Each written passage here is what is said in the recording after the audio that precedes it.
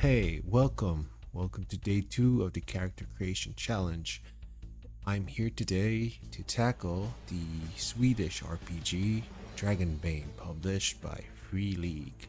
It's currently lauded as one of the most recent published fantasy role-playing game that can be used alternatively against Dungeons and Dragons. Dragonbane, published by Free League.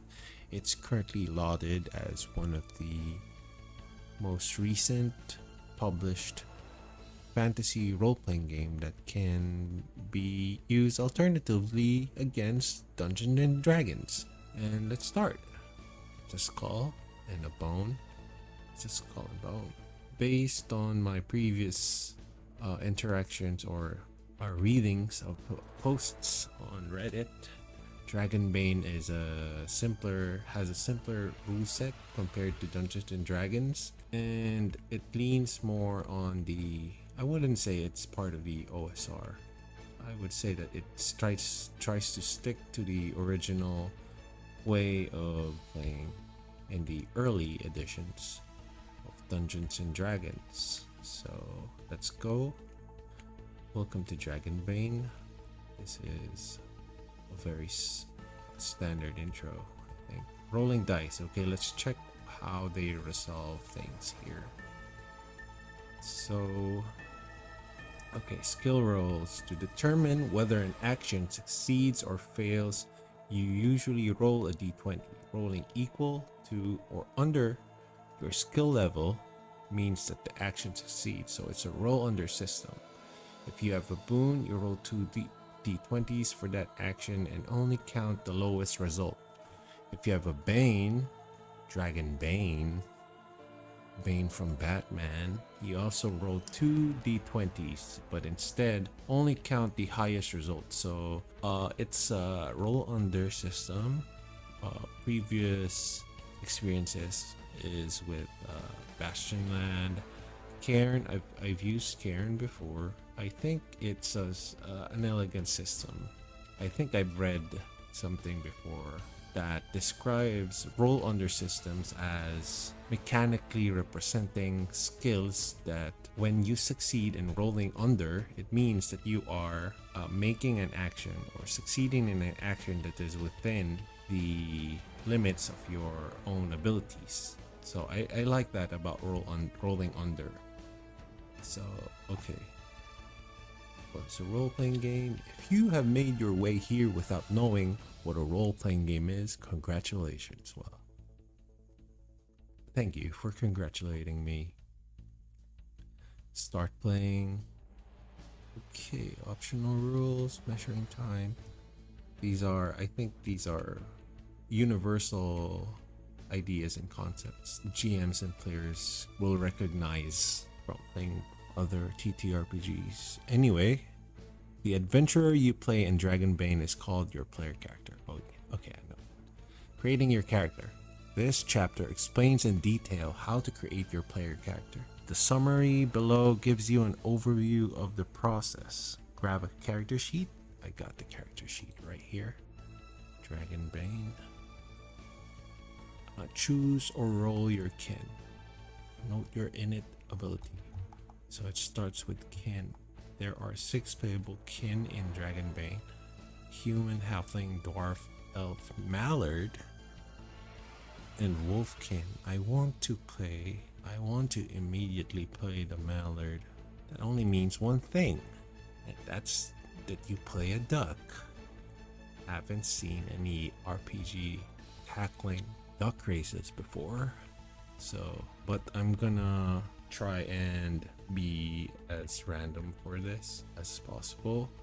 This is like a bottoms up approach like D&D, though I think D&D gives you tools as to how you can create a character with concept first. This one, if we're gonna straight up follow the steps, it looks like you have to build around what you roll. Okay, rolling a d12, number 8. I rolled an 8. So I will be a dwarf. Let's dwarf. Innate ability Innate ability. Each kin has an innate ability that no other kin can learn. Mallards have two. What? I don't think that's fair. Or maybe it is fair. Because they're ducks and ducks are awesome, I think. Maybe? Are they? I don't have very strong opinions about ducks. Okay, so let's move on. All player characters in Dragonbane can speak, read, and write a common language. So I don't even put it in the character sheet. Okay. Most creatures the player characters encounter know this language, but there may be exceptions. Non-human can often have their own languages. Okay, that makes sense. Course. Let's take a glance at the other races. Humans are the last born. The other kin have song and legends about times before the dawn of humanity. Today, the humans have spread across much of the known world. Many are peasants living in the little villages clustered around castles and palaces. Others are warriors sworn to protect the peasants in their vulnerable settlements, markets, and trade caravans from the dangers of the world. Still, more are adventurers, fearless humans who venture into the unknown in search of glory, gold, and knowledge. First name, Tim. My first name is Tim, so this is a first taste of the innate ability. So, ability, adaptive, willpower points. I don't know how that plays into anything yet, but when rolling for a skill, you can choose to make the roll using another skill of your choice. You must be able to justify how you use the selected skill instead of the normal one. The GM has the final word, but should be lenient. So, from what I understand is there are skill. Okay, they said skill, not ability. Let's say that I am confronted with a locked door. What would I do? The action I want to, or the result I want to have, is to have the door be opened, right? And one way would be to lockpick it. But since I have adaptive as a human, maybe I could convince the GM or tell them that I use my crafting. Okay, sleight of hand, I would say, is the base skill to use if I want to be sneaky about it. But I say, hey, I can craft something out of the debris lying around, metal, little bits of metal and wood or something, and sharpen it with rocks and create something that can open the door. Maybe. And if the game master is lenient enough, which he should be according to the rules, then I would be able to open the door using the other skill. That's pretty nice. So compared to D&D, I can already see the massive differences. Well, for 5e, for 2024, I think the species pages are shorter than before, but this one is really short. So halfling, dwarf, what did I roll again? I rolled an 8, and that's a dwarf, I think. Yep, that's a dwarf. So halflings are short humanoids often found in hilly farmlands. Ability, hard to catch. You can activate this ability when dodging an attack, getting a boon to the evade roll. So that's taking an advantage every time that you get away from an attack. Noted. But anyway, I am a dwarf.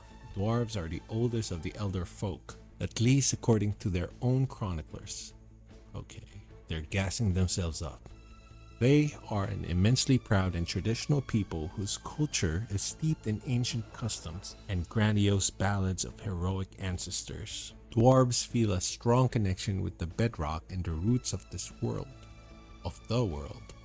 They are skilled blacksmiths and artisans, admired for their ability to craft wondrous items of precious metal as well as of iron and stone.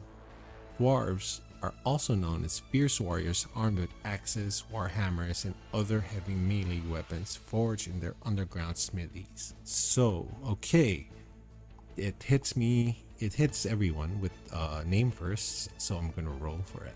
If I like the one I roll, I'm gonna take it. I rolled a 4. Trout.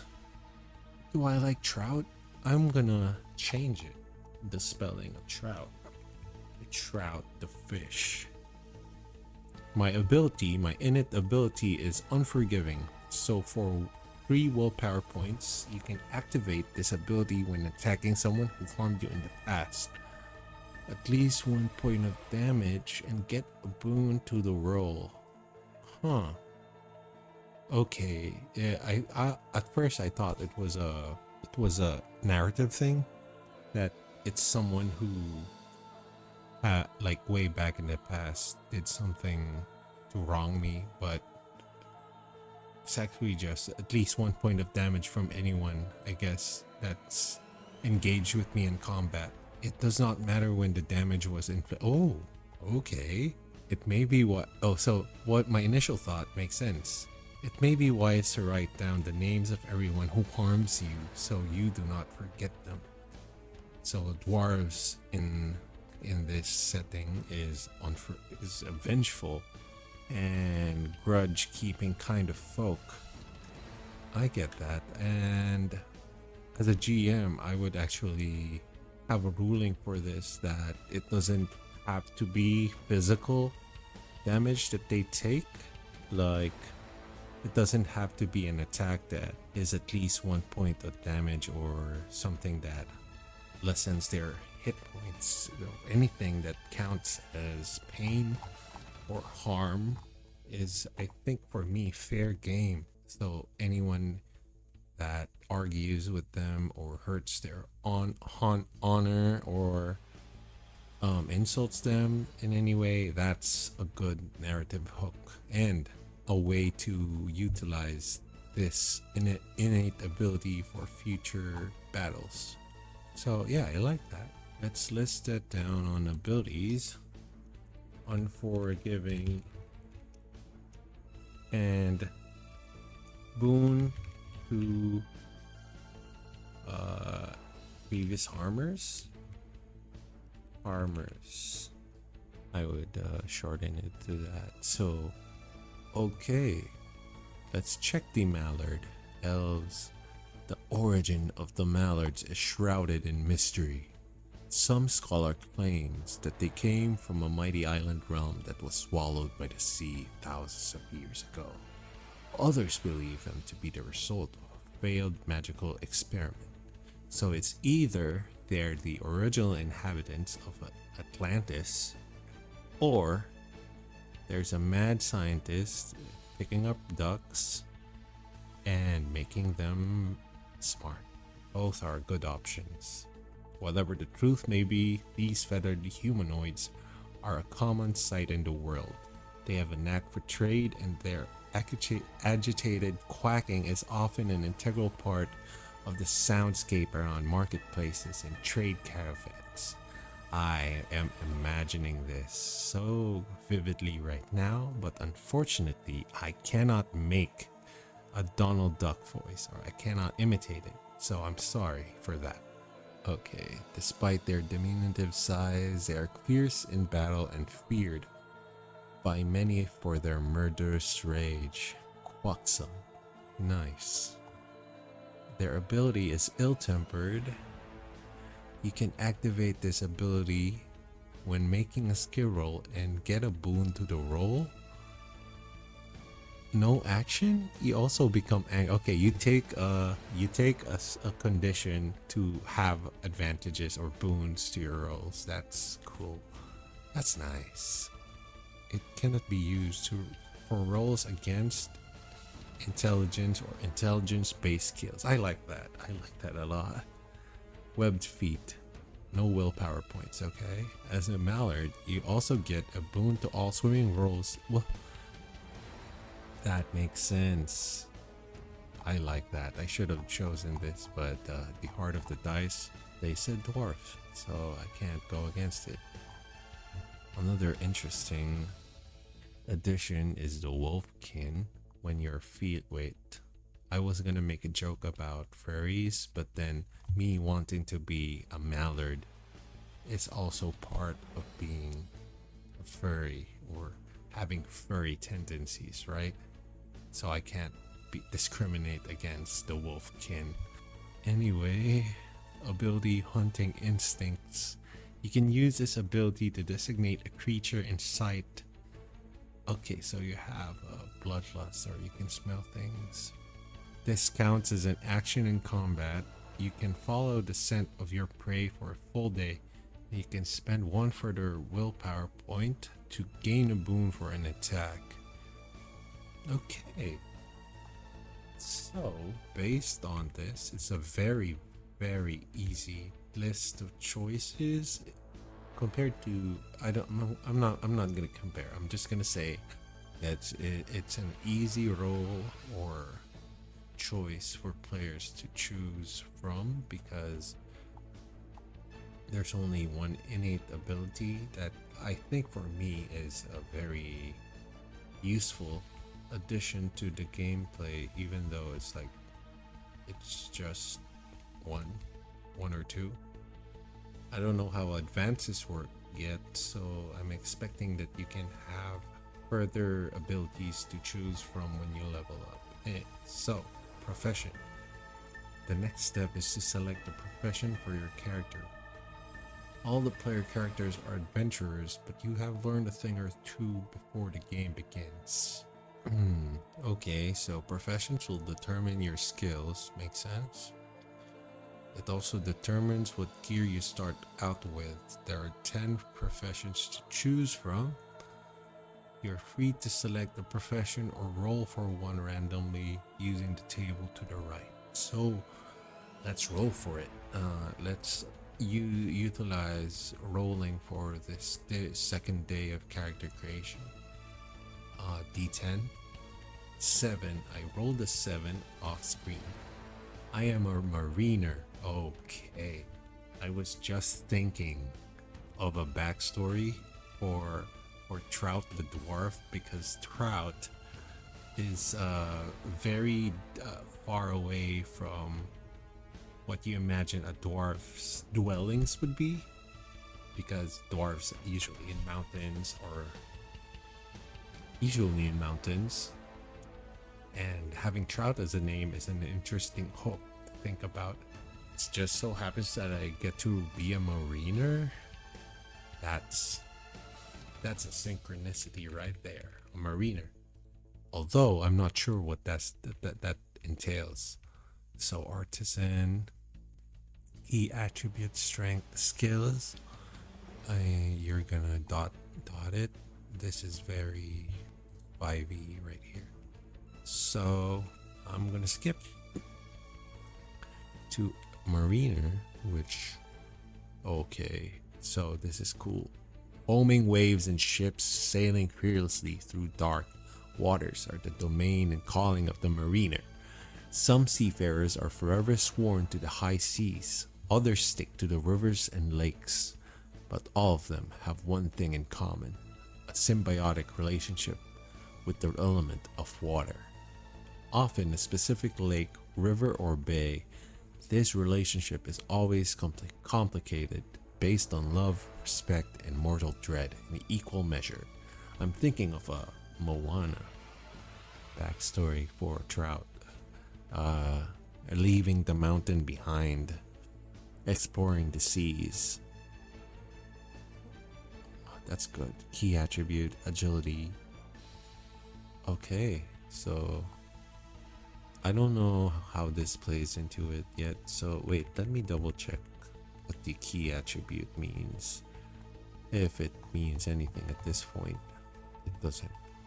But it does, however, determine the skills: acrobatics, awareness. Let's take it 2 at a time. Acrobatics and awareness. Hunting and fishing. Okay, hunting and fishing.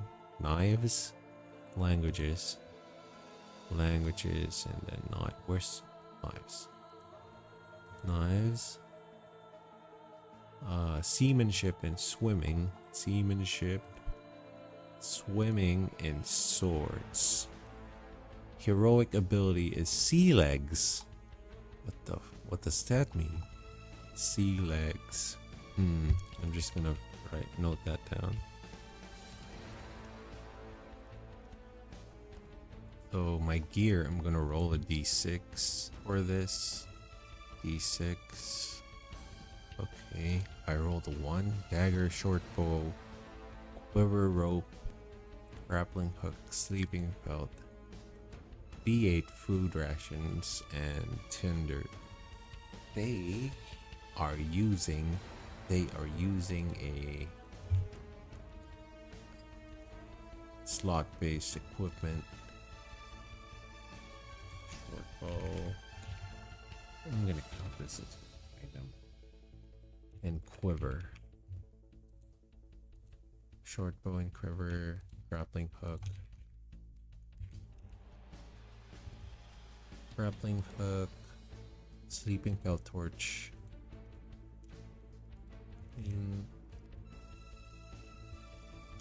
I have yet to play a game where they use, or I use, or my players use slot-based equipment.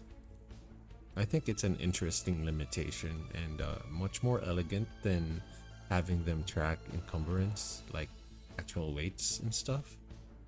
Flint and steel. Flint and tinder. I might incorporate it in a future game we have. So D8 food rations and D10 silver.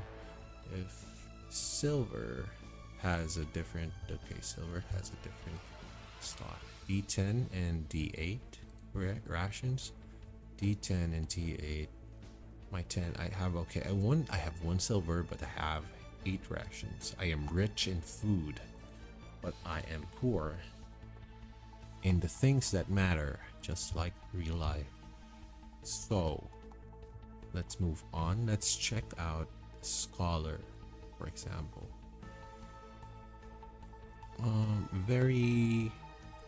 Wait, do I get a nickname? I didn't see that. Uh-oh. My bad. Do I have a nickname? I'm gonna roll a d6 for it. 6. I got a 6. Stormfarer. Trout the Stormfarer. I really love the sea to acquire or to earn the nickname Stormfarer. That's noted. Thief, age. Dang, okay. So they take age into account. Interesting.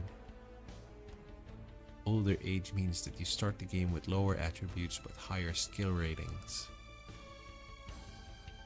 Interesting. Okay, so 6 plus 2. Oh, that's nice. I like that. Okay, I am old. That sucks. I take it back. So I get 6 trained skills, but let's write it down first. I am old. I am an old dwarf. I am an old dwarf with lots of experience under my belt. I get what the fuck? +1 on intelligence and willpower. Dang. The frick. And -2 on not everything, I think. On the things. Dang it. But I get 6 more abilities here. I would say being a seafarer would give me bartering power. Docking into different port towns, different cities and regions would give me the ability to haggle. I would have another brawling because I'm imagining I'm being brash at new towns in their taverns, attacking random people that insult me. So I would think that I'd be good at that. I would say, wait, I have a short bow and quiver. I'm gonna take bows as a proficiency here. So that's 3. I get 3 more. I would say crafting. I need to be crafty. Among the sea, survival is also important. That's 5. And the last one, I would say, is myths and legends. I get to learn about different cultures and their folk tales and their sea shanties to describe monsters and heroes. So that's what I'm thinking right now. Anyway, attributes. Your adventurer has 6 base attributes that indicate your basic physical and mental capabilities on a scale from 3 to 18. So I'm gonna roll 4d6. 1, 2, 3, 4. 12. Wait, does it say down the line? Assign that score to an attribute. Wait, remove the worst die. So my worst die is 1. That's an 11. How would I know? Repeat this process. You must assign each scores as you roll them. Dang. 11. I would put an 11 on. So the maximum is 18. This is pretty average. I put it on charisma. And then rolling again for 1, 2, 3, 4. My worst is 3. 13. Where would I put 13? I think strength. Wait, a mariner. I forgot the main. I think this is a strength-based class. Agility. Oh, sorry, agility. Should I risk it? I think I'm gonna risk. You know what? I'm gonna put it in willpower first. I'm gonna lock that in. I've added my +1. So okay. 1, 2, 3, 4. Shit. 14 minus 1. 13 again. 13. Where would I put 13? Constitution. This is gambling, bro. Fine, I put this in on 11. I'm gonna mark this first as the negative ones. Negative. I think I wouldn't change this. Swap this. Anyway, the ones with the additional skill or ability point. 1, 2, 3, 4. 10. Okay, now we're talking. 16 minus 1. That's a 15. I'm not gonna risk anything more. So 15 minus 2 is a 13. My agility is 13. If I roll higher afterwards, I can always swap it. So yeah, see, I rolled a 10, dropping the lowest die, which is a 1. I get a 9. I'm gonna put that 9 on intelligence and make it a 10. Now this is gonna be fucked up if I roll really low for the last one. 1, 2, 3, 4. 14. My lowest is 1, so that's 14. 15. 15 is a total, dropping 1. I think that's a good compromise with the Constitution. Wow, that's an even spread. Should I? Nah, 15. Swapping my agility with willpower makes it to 16. And I don't think I want to swap any of this currently, so I'm satisfied with that. I'm even spread among my physical attributes. My age has prevented me to become better and stronger, but after years adventuring on the sea, I have accumulated my experience as willpower, which is self-discipline and focus according to this. Okay, so derived ratings. Based on your attributes, you have a number of derived ratings that are used in various ways. So my movement as a dwarf is, it is based on your kin, then modified by your agility. Oh, that's gonna make sense later, I guess. So I'm a dwarf. My movement is 8. My movement is 8. Damage bonus. Your damage bonus increases the damage inflicted by your attacks. You have 2 separate damage bonuses, one for strength-based weapons and one for agility-based weapons. So if my strength is greater than 12, I have no damage bonus. So only on 13s to 16s. Okay, so I have a bonus for agility-based weapons. So that's bows, knives. Good. I'm gonna add this here. Bow and dagger. That's a D4. I have a plus D4. Hit points. The rating determines how much damage you can take. Your maximum HP is equal to your constitution, but can be increased by the heroic ability robust. My constitution is 13, so that's my HP. Oops, wait, sorry. My hit points is 13. I don't know how this works yet. And let me move this one here. Drought the Stormfarer.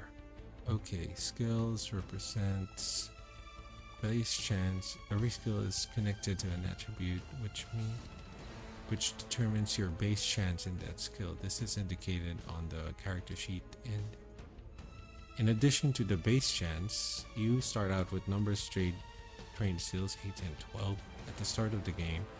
Your level in trained skill is equal to twice the base chance. 6 of your trained skills must be selected.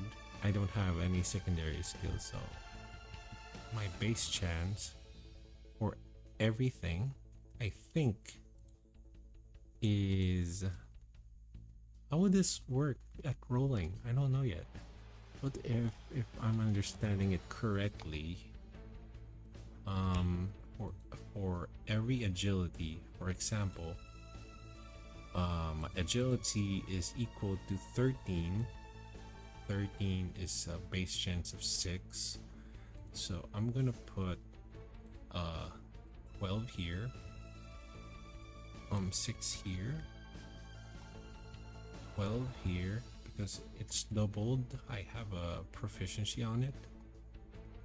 6 here, 6, 6, 6 and 12.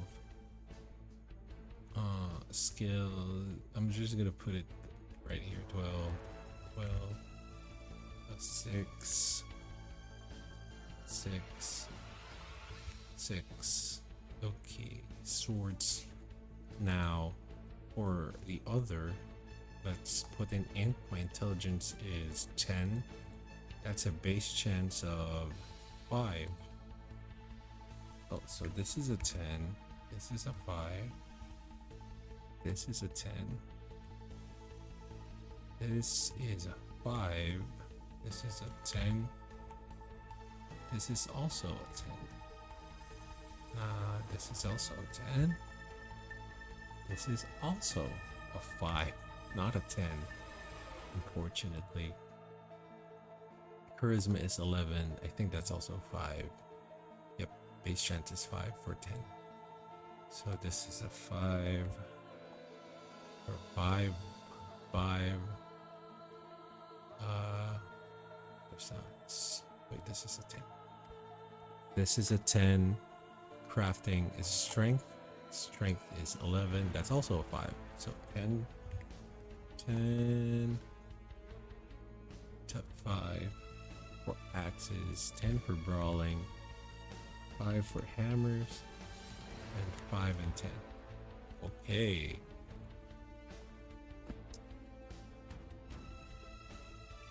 In this base game, you don't get a base chance in any secondary skills, but future expand.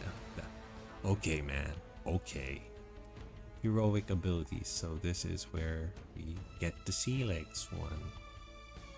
Wait, what's the weakness? Heroic abilities are special abilities that give you specific advantages and benefits in the game. Find a range. You start the game with one heroic ability determined by your profession, and you gain it during play. So like I said before, you level up and you get some, I think. And weakness. Your character is capable of individual risking their life and limb for honor gold. Yet even an adventurer has a weakness.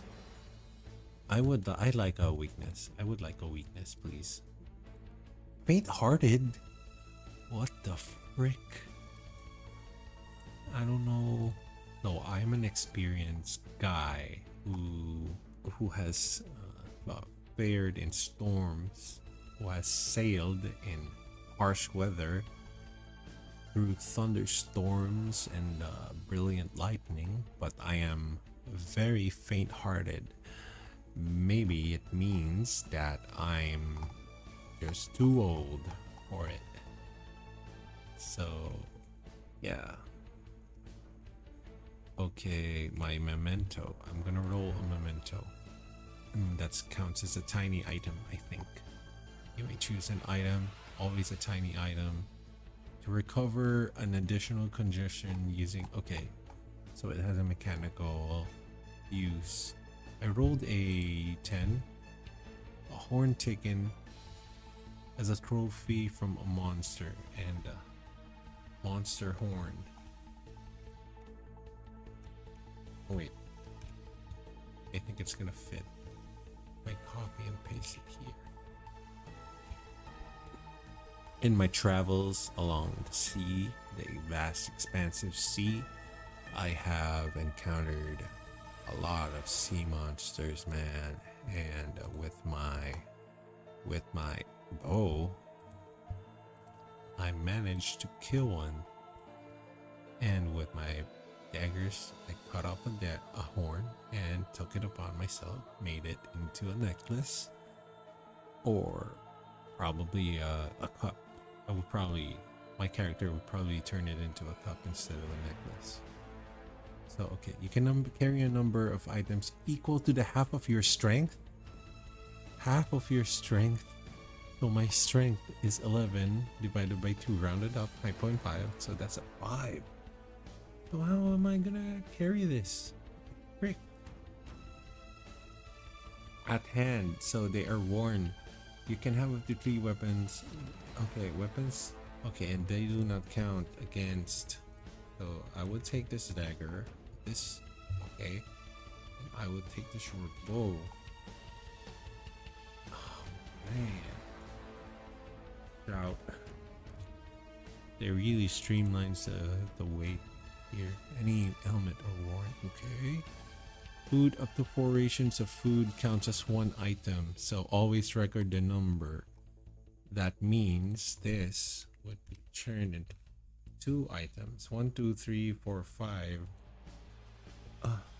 I'm encumbered. I'm gonna throw away the other 4 rations. Oh Jesus Christ. Okay, you do not have to count any arrow. A backpack increases your carrying capacity by 2. I don't have any backpack at the moment, so okay. I'm definitely gonna steal this and apply it to other games. Let's roll an appearance. So I'm faint-hearted. What if my battles with the sea monster made me traumatized or something that made me faint-hearted? Though, oh see, I rolled a 1 and I have an ugly scar across my cheek. Where would I put that? Appearance. So yeah, there is something shitty what happened to me. Well, let's see. Advancement marks, advancement roll. Where are the rolling a demon? Roll a dirty 20. So roll a demon as a rolling a dragon. What's a demon? Rolling a demon. Okay, rolling a dragon is a critical hit. Rolling a demon is a critical fumble. Only one chance. Okay, of course. Of course. Multiple boons and banes, advantages and disadvantages. These are additional rules that I'm not gonna bother with right now. Opposer rolls. 4 skills. Where's the thing? Okay, these are the heroic abilities, and I got sea legs. Okay. Requirements: swim 12. Huh. That I have swim 12. So willpower 1 point. You can activate this ability, not an action, when performing an action in water, even if only waist deep. You are safe from all negative effects of being in water for 1 round, including the risk of drowning. So, okay. 1 week. 1 willpower. Wait. I didn't list down the willpower thing right below HP. Willpower points is equal to your will, but can be increased by increased. Jesus Christ, what's wrong with my willpower? Is 14, so I have 14 willpower. 14 willpower, and I think for character creation, I think that's it for now. Leveling up what would leveling up entail? Experience. When you have rolled a dragon or demon when using a skill, tick a checkbox next to that skill. For each question that you can reply yes to justify your answer, you will place another advancement marker next to an unmarked skill of your choice. Roll a d20 if the result exceeds your current skill. So it has a there is a, I think Delta Green and Call of Cthulhu employs a advancement procedure for like this, where whenever you mark, so I don't have to mark this. I would, okay, let's say I mark this. I failed, I rolled a demon or a dragon. So let's say I failed bartering 1 time, and at the end of a session, I'm gonna roll again, and that's the advancement roll. And if I exceed it, like if I roll an 11 and above, I get to tick it up, increase it by 1. Now that's a mechanic that I like. It means that whenever you fail, you learn something from it, and it also makes failing not so, or wait, it doesn't even mean you fail, but it gives the sense of improvement while doing something, or while employing a skill you improve on it. So that makes sense. Nice. So you can earn new heroic abilities during play in 2 ways. When you increase a skill level to 18, you immediately gain a new heroic ability of your choice, or basically a grand heroic deed or a milestone. If you lose abilities and then you get it to 18 again, you must meet its skill requirement. So rolling a demon, multiple boons and banes, that's how advancement works here. Okay, actions. These are things that are familiar to me. Is a reaction that takes place. Dodge. Okay, movement. That's a meters. Sneak attack. So far, that's Damage. Okay, let's take damage. Combat. Durability. There's shield drawn. You can use any strength-based melee skill to carry you with a shield.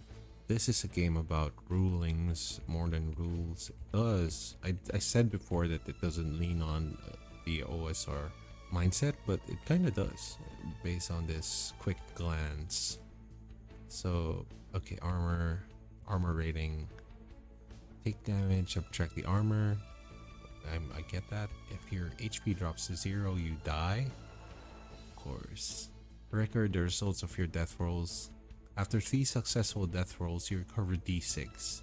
Okay, so you don't die immediately. So it's not as deadly as old D&D. Stretch rest, shift rest. Other hazard, darkness, torches and lanterns, poisons. Okay, so that's nice. Let's take an example of casting spells. Magic tricks succeed automatically and always cost 1 willpower. So you need a willpower to magical mishap. Nice. I love tables like this. Makes things very, very funny and flavorful for both the GM and the player. So let's take one spell. Protector. Prerequisite: any school magic, gesture, ingredient, components. Action, duration shift. You protect it. Wait, okay. You can cast a spell on yourself. The power level of all spells cast at the person or place is reduced by the power level and protector. I think. Okay, these are. Dagger is grip, one-handed, strength. What? Oh, it's equal to my strength, maybe. D8 plus D4. Jesus. And durability. I don't have armor at the moment, so. Okay. So basically, this is basically it. I don't know how long it took. I'm gonna check. But yeah, that's damage bonus ability. Oh shit, I put it there. This is a D4. D4. D4.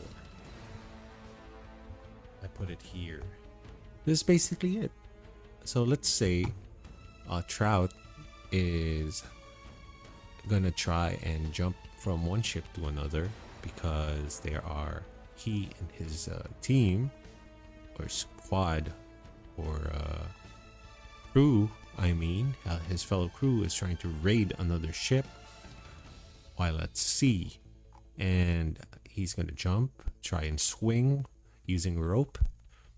As the GM will ask a roll from him if there is any appropriate skill. I don't think acrobatics. That's an acrobatics roll. That's a 12. So I'm gonna roll a d20. Let me clear this. You can't see it, but I'm rolling on Google. I'm gonna roll a d20 and you do hit the 12 or below. And I hit an 11. So I hit it. I grab I grab a rope that is still tightly wound around the deck, and I cut it with my dagger, and using the force or the pull that happens after cutting it, I propel myself and towards the other ship, and I succeed. And yeah, what a very simple resolution mechanic. So Dragonbane, that was Dragonbane. There's definitely fewer choices to be made here than the big D and D, but it definitely leans on the OSR mindset where you, as a player, you mostly describe what you want to do, and then any role or skill or ability that needs to occur happens after that. One thing about playing D&D is you usually look at the character sheet as a list of solutions for any problems that face you, and with the other way around with old D&D, with the old OSR tendencies, and which Dragonbane leans into, is that you think of the action first and then any role is only applied to the action and intention you want to do, and I like that. I like that kind of system. Yeah, and during the last leg of previous campaign, I implemented same mechanics from Cairn into it. So I was previously using 2400 rules by Jason Tachi with step dice for skills you are proficient in, and I wanted to add base ability scores for that. So, and I use a roll under system like this one. Overall, this is definitely the stories that you make with this one is probably, I'm not saying that I can't think of a very detailed backstory right now, but with the kind of gameplay this enforces, that a lot of the moments that will be important or memorable can be with this kind of character sheet, character creation will be made on the table itself, and I'm excited and extremely open to playing a game like this, especially if I get to play as a goddamn duck. So yeah, this was Dragonbane, and this was day 2 of the character creation challenge this 2025. Thank you for watching, and I wish Trout the Stormfarer, I'm wishing him and manifesting him into the collective imaginary consciousness. I wish him all the best. I get some meds for his heart, and I wish you, the viewer, to have a good year, create your characters, and play a lot of games. So thanks for watching. Bye bye.